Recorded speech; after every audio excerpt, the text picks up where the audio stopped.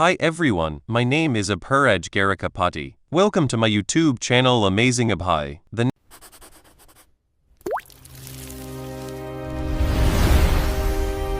Don't just watch the story, live it.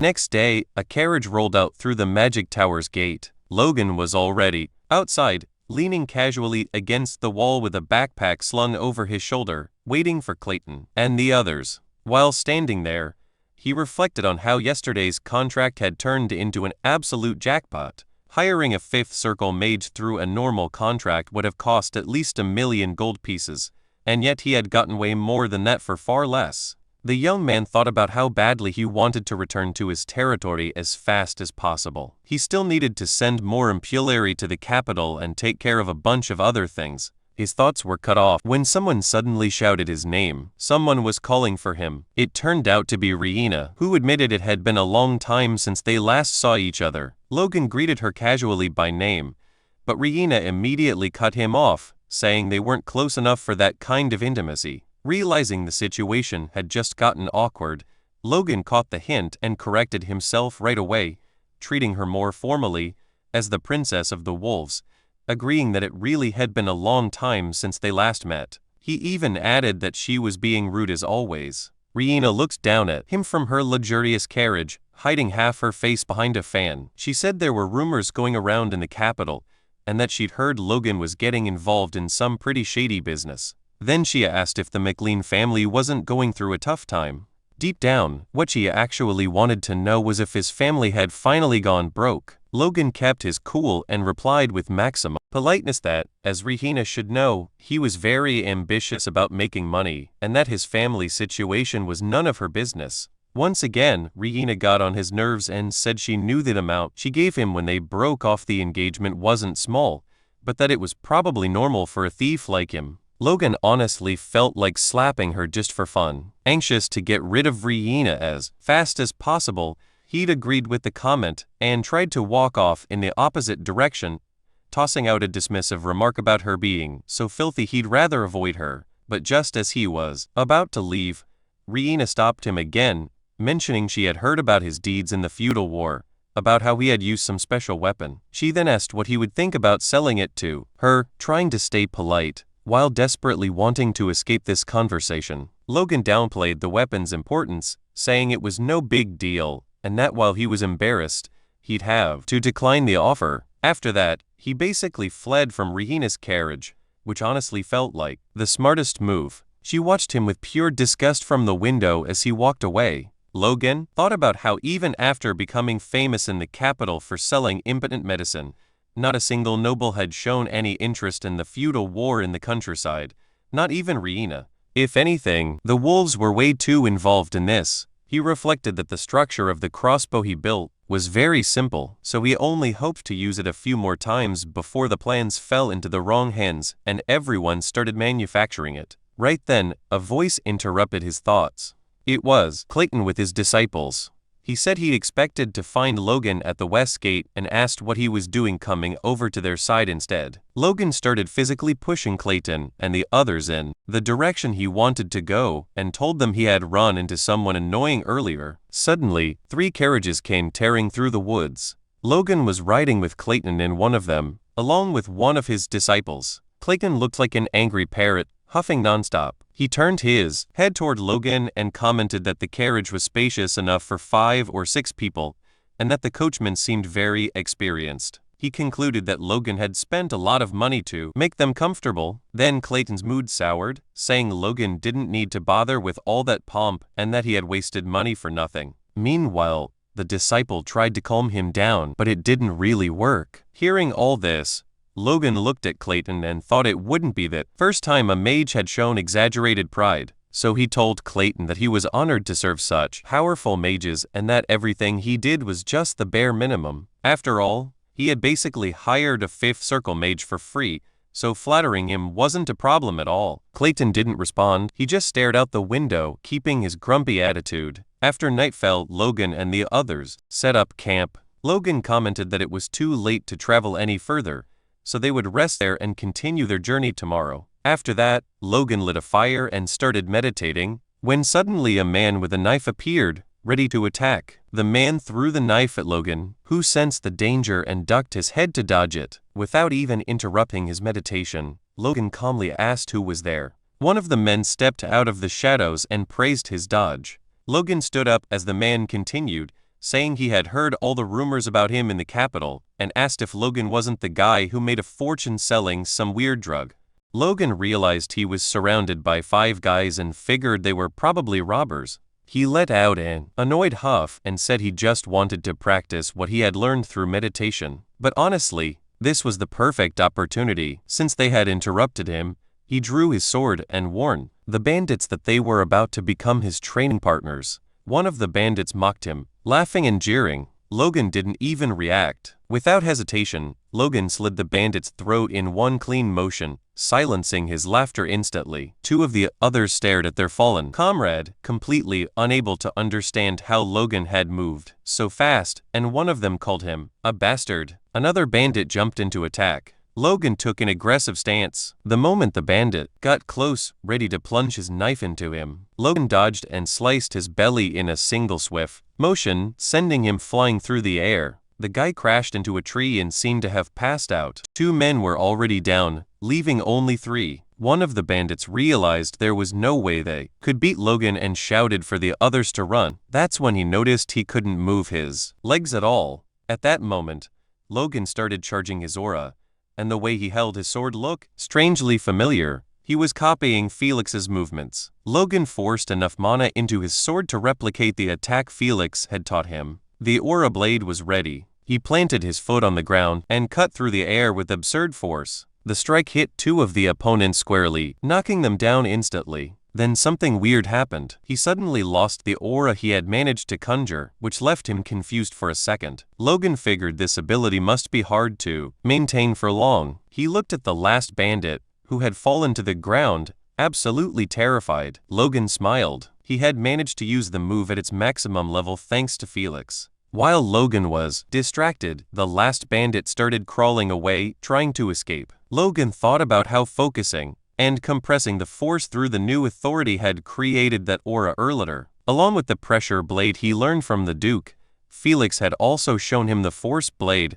which was a weaker version of the attack. But Logan knew it was impossible to imitate that at his current level. His cheeks flushed as he muttered that he couldn't believe he had actually managed to use the force blade, even if only for a brief moment. Then he noticed the last bandit still trying to escape, and turned his head in that direction. Logan stared at him while the man cried. Realizing just how screwed he was, Logan prepared to attack again, which terrified the poor guy even more. Walking toward him, Logan explained to himself that using the force coming from the sword to dominate the enemy created the ability known as the pressure blade. And just as he was about to stab the last bandit, Logan flashed that predatory smile again. He said this ability should be enough to use in a real fight. After killing him, he glanced at the bodies around and wondered if he had overdone it a little. Suddenly, a voice came from behind him, taking Logan completely by surprise, saying he had witnessed everything. The speaker was Clayton and he looked furious.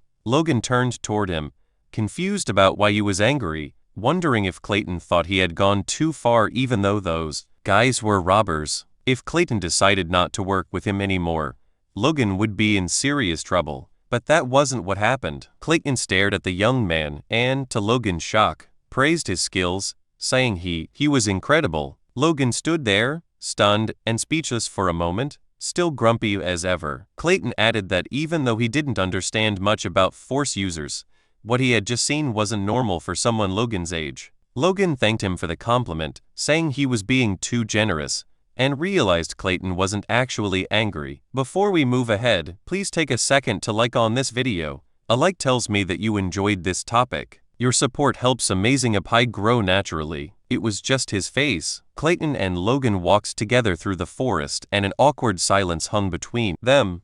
Logan glanced sideways, thinking about how he had purposely moved away from the camp to avoid exposing his powers. He wondered if Clayton had followed him all this way just to find him. Breaking the silence, Clayton commented that his disciples were struggling because they didn't have the best teacher, and that was why he was trying to teach them as much as he could. Logan reassured him that he was already doing a good job, and asked why Clayton felt the need to share this with him. Hearing that, Clayton stopped walking, turned his head toward Logan, and warned that even after they reached Logan's territory, he wanted his disciples to take breaks and have chances to train with him. Clayton then said he would work as much as necessary to make sure they got this opportunity, and asked if they could have an understanding. Logan agreed immediately.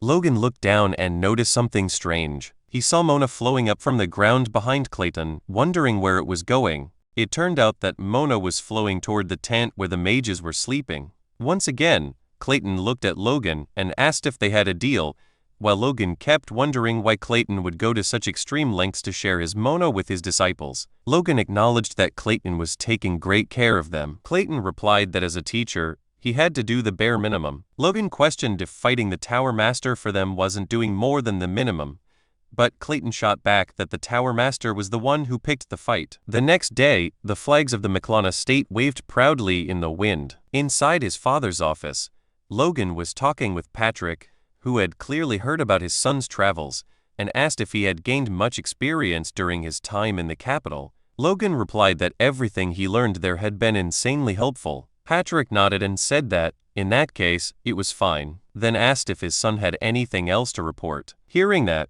Logan thought he probably could have approached the topic in a smoother way. He casually mentioned that his business in the capital was thriving. That single sentence left Patrick completely speechless, standing up from behind his desk. Patrick asked what business he was even talking about. Logan explained that he had been selling the medicine he had given him before. Patrick looked like he was about to faint and asked if Logan had really gone all the way to the capital just to sell a stimulant. Putting a hand on his forehead, Patrick reminded him that even though he had promised not to interfere, this was still a massive shock. Then he told Logan to be more careful with the family's reputation next time. Logan quickly promised he would, feeling relief that Patrick was taking it way better than he had expected. Then he added that he had also befriended the Sword Duke. Hearing that, Patrick froze and immediately asked if he meant Felix Esperanza. Then Patrick suddenly got furious and demanded to know if Logan had also sold the medicine to Felix. With a calm smile, Logan replied that he had done exactly that.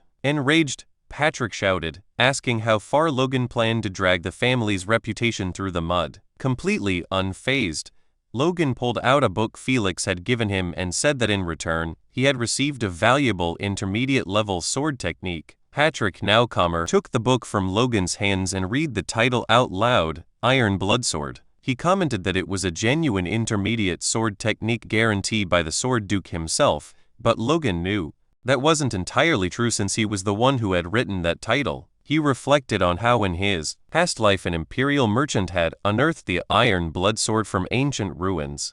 It had been considered one of the best intermediate sword techniques of its time. At first, the merchant had only copied and sold it to a select few, but eventually it leaked and copies of the full technique spread all over the market. Over time, it became so common that even ordinary people managed to learn it. Logan figured that wouldn't happen for another 10 years in this life, so having the family's knights learn it now would be a huge advantage. He also thought that if they added the swords, Kai and the divine secrets of the sword on top of it, his father and Ronian could use it as a real trump card. That said, the Iron Blood sword technique pushed raw strength to the extreme, and to prevent it from causing internal damage, Patrick would normally never allow something like that. But slapping the Sword Duke's name on the book would almost guarantee Patrick accepted it. Patrick flipped through the contents and commented that this was on a completely different level from the records their family had passed down. His hands trembled slightly as he held the book, realizing that in reality, acquiring intermediate sword skills was insanely difficult. He thought that was the reason he had been stuck at the same level for 10 years. Patrick then told Logan that properly mastering this technique would boost the total strength of the Knight Order by at least 30%, and he wondered out loud how they could ever repay the Duke's kindness.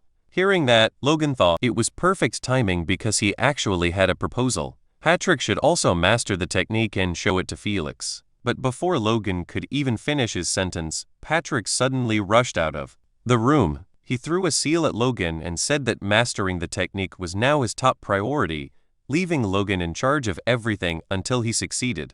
That was the exact moment Logan realized how serious this was.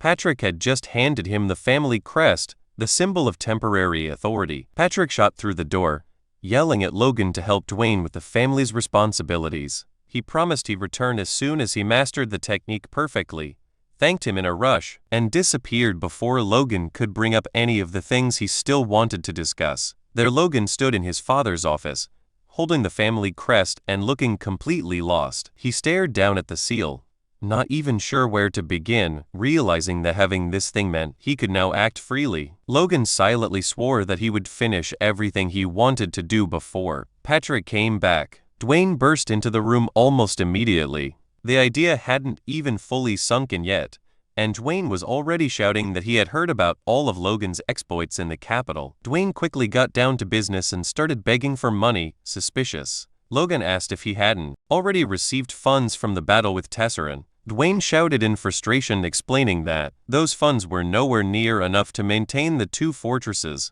The war had caused a massive labor shortage, and production was going to drop hard this year. To make things worse, the Caros had also cut off all aid. Desperate, Dwayne dropped to his knees and begged Logan for money, saying he had heard about the fortune Logan made in the capital. But Logan just smiled and said he was sorry. He had already spent all the cash. Hearing that, Dwayne couldn't believe it and asked where on earth Logan had managed to burn through all that money so fast. Logan just looked down at him, smiling without saying a word. Dwayne looked up and told him to stop messing around, but Logan stayed calm, staring right back at him. Seeing that, Dwayne started sweating. He asked if Logan was serious and Logan nodded. Dwayne bowed again, totally desperate, and asked where he had even spent that much money. Logan replied that he had spent 1.2 million gold on scrolls and magic mages, and it also bought construction materials and food. In other words, there was nothing left. Dwayne repeated what Logan had just said in disbelief, and muttered that buying a little food and handing it out wouldn't make any real difference.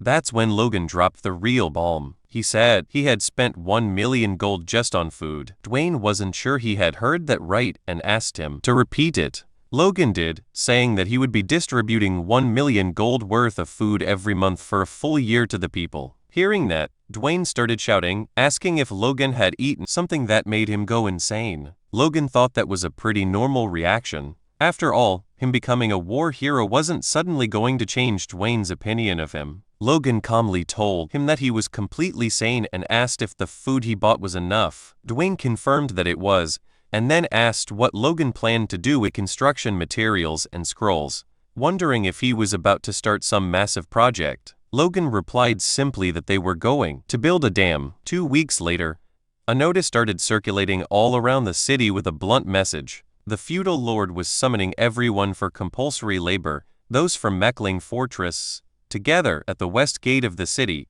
and those from Storm Fortress at the east gate. Seeing this, a man from Tesseran Fortress snapped that they had finally hit their limit and that the nobles were exploiting them without mercy.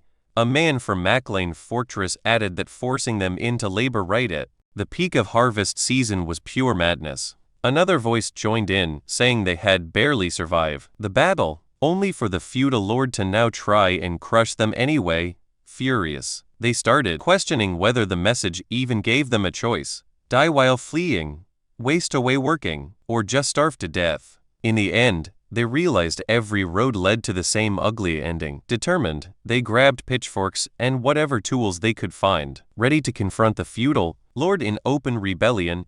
The whole crowd gathered in front of the Mechlin estate, and a young man turned. Before we move ahead, please take a second to share on this video. Sharing helps this video reach friends who may also enjoy anime, gaming, travel, cricket, chess, career basics, or personal stories. Your support helps Amazing Abhai grow naturally. To an older one and quietly asked if they were really going to go through with this. The older man answered firmly that the lords were treating them like dogs while they themselves could barely survive on grass. He looked at the crowd and declared that this time, picking a fight was worth it. A bead of sweat rolled down the young man's forehead as he nodded and agreed, saying he'd rather take the chance and fight back. Right then, the castle gates opened. Driven by sheer determination, the people took their positions. When the gates opened fully, the silhouettes of several knights appeared. One of the knights shouted for his comrades to get ready for the distribution. The crowd, which had been leaning toward a fight just moments ago, calmed down and started wondering what the noble meant by distribution. "I were 5 hours of lows." The elder stepped forward, warning everyone that it was all a trick. At that exact moment, a man placed a sack in front of him. The knight explained that by order of young Master Logan, anyone who participated in the forced labor would receive a month's worth of grain. He told everyone to line up at the gate so the distribution could begin. Hearing that, the crowd dropped their weapons and rushed to form a line. The old man clutched the sack tightly, staring silently at the ground. He trembled for a moment, then lifted his head and shouted for all to hear, "Hail Logan Maclean!" The people turned toward him as he repeated the cry. Smile spread across their faces as they agreed with the old man, and soon everyone began hailing Logan. Meanwhile, high up on the estate walls, Logan and Dwayne were talking. Dwayne asked if it had really been necessary to issue a compulsory order just to gather the people since they could have simply made a request. Logan replied that if he had done it that way, not even a quarter of them would have shown up. After all, no one there trusted the nobles. He explained that nobles saw their people as property, but life as a mercenary had taught him that for common folk, between good nobles and bad nobles, there's really only one difference. Which one takes more? Logan told Dwayne that even his own father thought more of the knights than the people, believing knights were the true strength of a nation. That was why, even without money, Patrick still maintained an order of 50 knights. That was exactly why Logan had forced them to gather like this, so they would truly believe. Logan then turned to Dwayne and asked why he was staring at him. Dwayne replied that he was just surprised, saying the young master had been surprising him a lot lately. Logan told Dwayne he was being silly, and that since Dwayne listened to him and trusted him so much, he could go ahead and start the construction. Dwayne got annoyed hearing that again and asked Logan to think it over one more time, saying it made no sense to spend 2 million gold on that construction. He then asked if it was even possible to build it in the first place. Logan replied that Dwayne was starting to sound just like Hammer and Clayton. He said he had already revealed his plan to the two of them, and both had been left speechless at the idea of building a dam. During dinner, they had asked if his intention was to divert the water and build gates. Logan confirmed it, insisting that the project be executed exactly as planned. He explained that the McLean territory was surrounded by mountains, which made the land unproductive. He added that the mountains to the north were blocking the Ludder River from flowing south. To transform the region, he had instructed Hammer and Clayton to carve a massive hole through those mountains so the river water could pass through.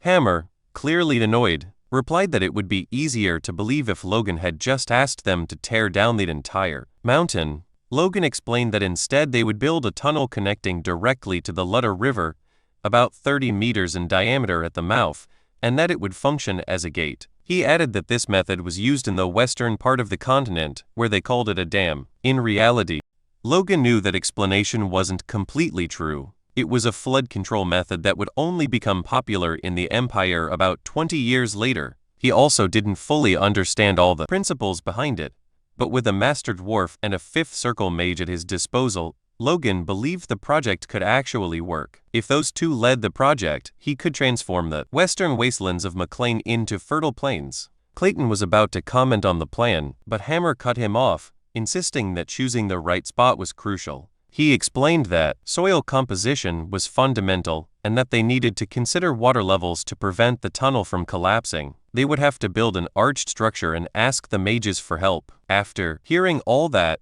Clayton turned to Hammer and asked if Logan's idea was really feasible. Hammer, surprised that he had said all that out loud, could hardly believe it himself.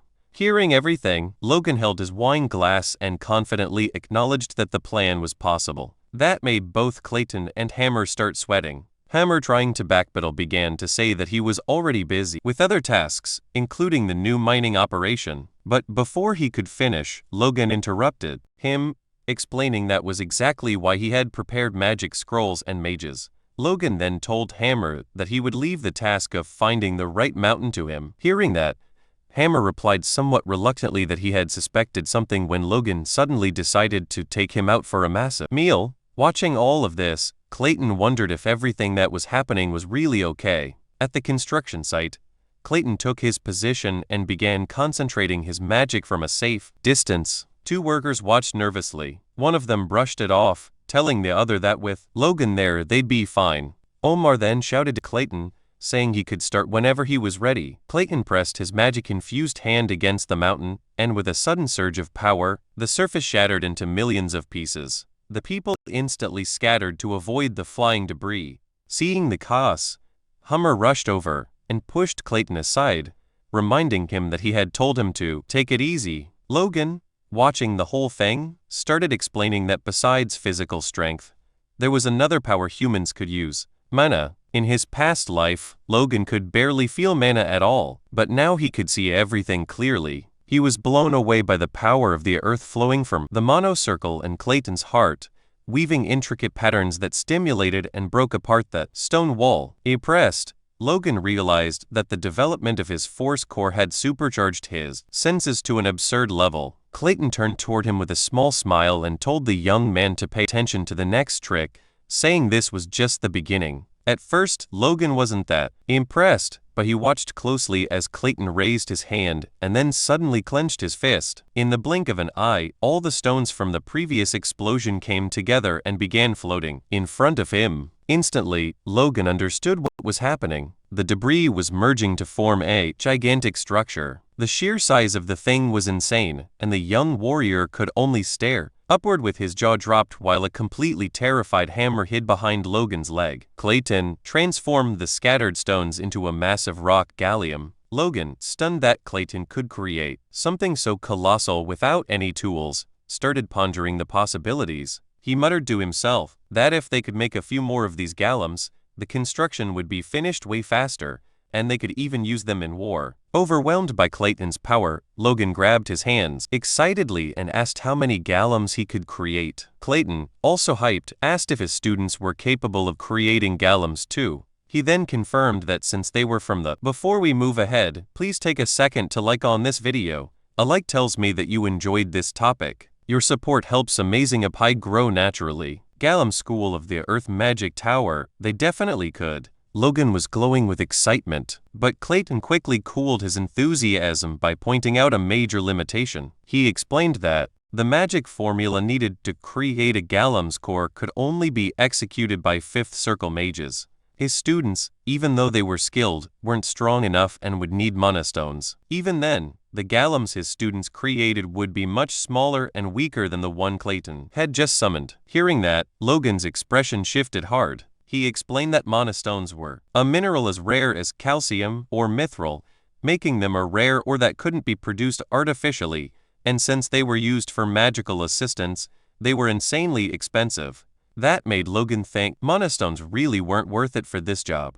But then another thought hit him. Was he really thinking about cost-effectiveness when it came to war? After all, what if he could win by investing just a little money? He asked Clayton if his Gallium would also get stronger with mana stones. Clayton confirmed, explaining that its strength and speed would increase and it would last much longer. However, since he was a Fifth Circle mage, he would need the highest quality mana stone. Even so, for a Second Circle mage, a low-quality mana stone would be enough, would last about 24 hours, and would still be much stronger than an adult man. Hearing this, Logan thought a low-quality mana stone must cost about the same as a gold piece. Their cost-effectiveness didn't justify the expense for this project, but for a short war like the last one, they could produce way bigger results. Dwayne arrived at the construction site, and the moment he saw the giant Gallium punching into the mountain, he completely freaked out. Logan tried to calm him down, explaining that the Gallium was digging a tunnel as part of the plan,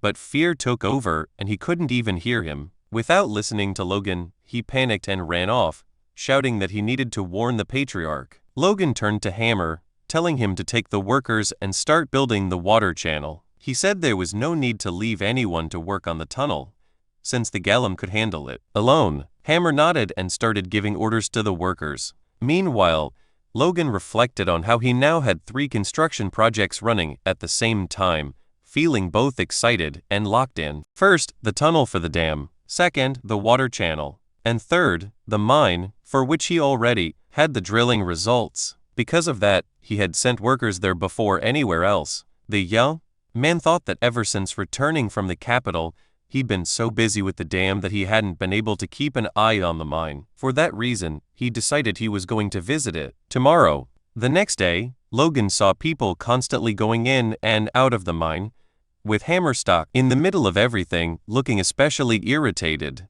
Logan walked up to him and casually commented that they hadn't seen each other in a while. Hammer snapped back, asking what the hell he was talking about, accusing him of making him run from one end to the other nonstop. In a burst of rage, he yelled that he couldn't keep up this pace anymore and said it would be better if Logan just killed him already. He complained that he couldn't even take a proper break and demanded to know why he had to shoulder all this burden alone. Throughout the entire outburst, Logan stayed completely silent. Meanwhile, one of the other workers noticed how frustrated Hammer was and told the other they needed to step in. Logan gently put a hand on his shoulder, trying to comfort him. He acknowledged how hard Hammer had been working and told him that from now on, he would let him manage and administer everything by himself. Hammer's expression shifted to pure disbelief as he asked if Logan was serious, wondering if he really planned to dump all the tasks on him. Logan felt a small sting of sadness when he realized Hammer had seen right through his intention. With a half-playful gesture, Logan stuck out his pinky finger and promised that, as soon as all the construction was finished, Hammer could rest as much as he wanted.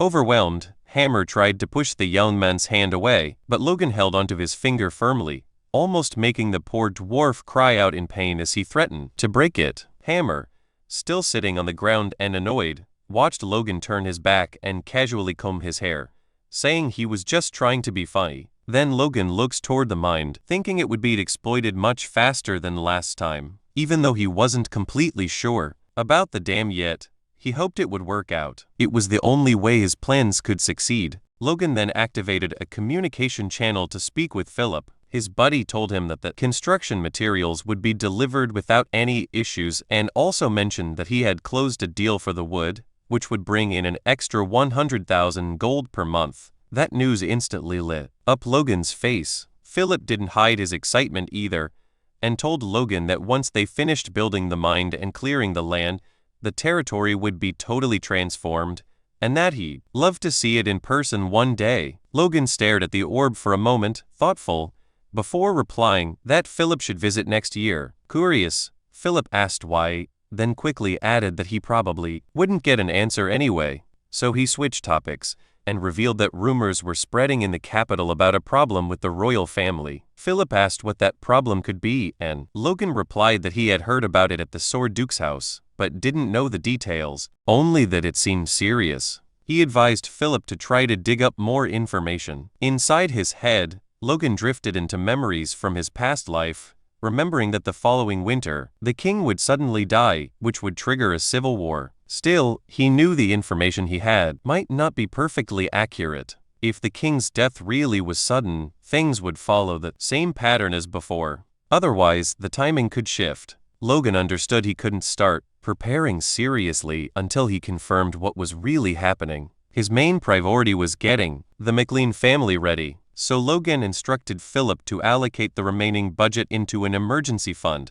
and to buy as many weapons and armor as possible, specifically enough to equip 500 men. Hearing that, Philip started sweating, saying this wasn't going to be easy at all. He questioned why Logan needed so much equipment when the McLeans only had around 100 knights. Logan explained that the gear wasn't for the knights, but for the soldiers. That answer made Philip furious. He asked if Logan had completely lost his mind, arguing that no one fully armed their soldiers because it was a total waste of money. But Logan refused to listen to the complaints. In his thoughts, he reasoned that even if his actions looked strange, they were driven by necessity. The last war had caused a lot of deaths, which hurt production badly. To avoid that happening again, he needed to minimize enlistment as much as possible, while at the same time boosting the strength of both his knights and his soldiers. Arming the soldiers was a key part of that strategy. Logan then asked Philip if his judgment had ever failed before. Reluctantly, Philip admitted that it hadn't. Logan smirked and told him that in that case, they should move forward exactly as planned. Philip said he understood and that he discreetly tried to find out more about the rumors.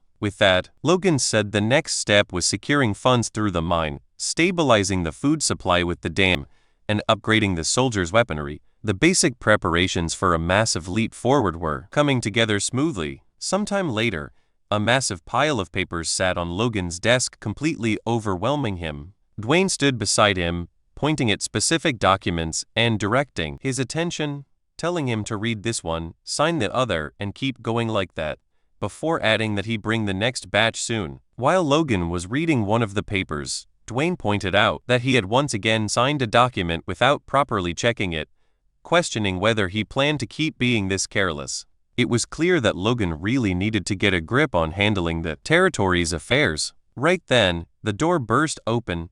Kaiserlin rushed in, looking sick with worry, and said that Hammer was trapped in a mine that had just collapsed. The news sent a chill straight down Logan's spine. He jumped out of his chair and demanded to know what had happened. Kaiserlin explained that one of the tunnels had given way and that more than 50 meters of it had caved in. There was no way to tell where Hammer was. Worried, Logan immediately asked if they had found Hammer yet. Dwayne cut in, asking since when their territory even had a mine. But Logan completely ignored him. Hearing that the collapse spanned over 50 meters, the young man bolted out of the room, shouting that they couldn't waste any time and had to head straight to the mine. Dwayne was left behind, totally clueless, yelling about where this whole mine story even came from. If you enjoyed this video, please hit the like button and subscribe to Amazing Apai. Subscribing makes sure you do not miss the next video, and it gives me motivation to keep improving the quality of every upload. Thank you for being here, and I will see you in the next one.